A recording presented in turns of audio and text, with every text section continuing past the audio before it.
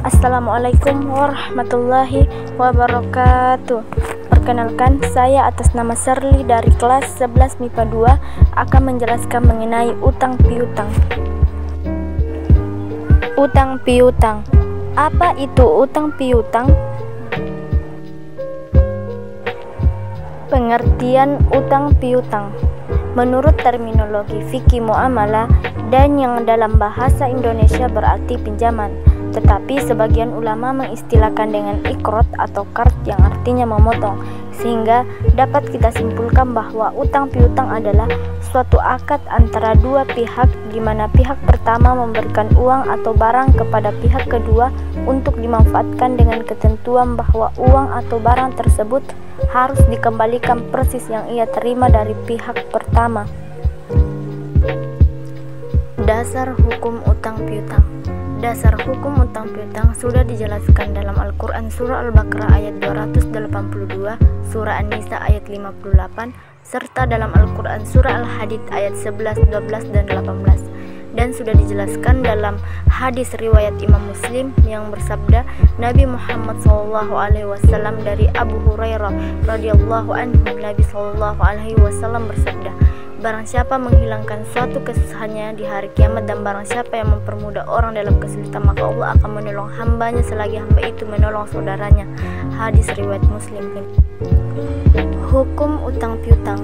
Hukum utang piutang ada 3. Yang pertama, hukum orang yang berhutang adalah mubah atau boleh, sedangkan orang yang memberikan hutang hukumnya sunnah, sebab ia termasuk orang yang menolong sesamanya.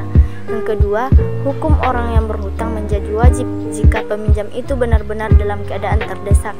Misalnya, hutang beras bagi orang yang kelaparan, hutang uang untuk biaya pengobatan, dan lain sebagainya.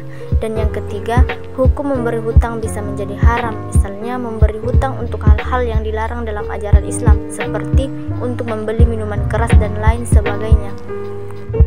Rukun utang piutang. Yang pertama, akid, yaitu orang yang berhutang piutang, yang terdiri dari mukrid yaitu pemberi hutang dan muqtarid yaitu penerima hutang. Yang kedua, maqut alai yaitu barang yang dihutangkan, dan yang ketiga, sikhet al-aqd yaitu ungkapan ijab dan kabul atau suatu persetujuan antara kedua belah pihak akan terlaksanakannya suatu akad. Syarat utang piutang. Syarat utang piutang yang pertama, harta yang dihutangkan adalah jelas dan murni halal. Yang kedua, pemberi hutang tidak mengungkit-ungkit masalah hutang dan tidak menyakiti pihak yang piutang atau yang meminjam. Dan yang ketiga, pihak yang piutang atau peminjam niatnya adalah untuk mendapat ridha Allah dengan mempergunakan yang dihutang secara benar. Etika dalam transaksi utang piutang. Yang pertama, utang tidak boleh mendatangkan keuntungan bagi si pemberi utang. Yang kedua, kebaikan seharusnya dibalas dengan kebaikan. Yang ketiga, berutang dengan niat baik. Yang keempat, utang tidak boleh disertai dengan jual beli. Yang kelima, wajib membayar utang.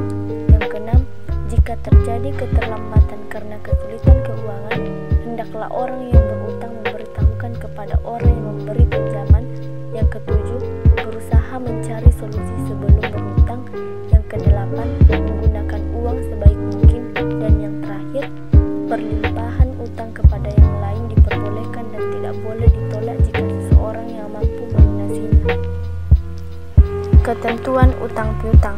Yang pertama, utang piutang harus ditulis dan dipersaksikan. Yang kedua, pemberi utang tidak boleh mengambil keuntungan ataupun manfaat dari orang yang berutang. Yang ketiga, melunasi utang dengan cara yang baik. Yang keempat, berhutang dengan niat baik dan akan melunasinya. Yang kelima, tidak berhutang kecuali dalam keadaan darurat atau mendesak. Yang keenam, jika terjadi keterlambatan karena kesulitan keuangan, hendaklah orang yang berhutang memberitahukan kepada orang yang memberikan pinjaman. Yang ketujuh, bersegera melunasi utang. Dan yang terakhir, memberikan penangguhan waktu kepada orang yang sedang kesulitan dalam melunasi utangnya setelah jatuh tempo.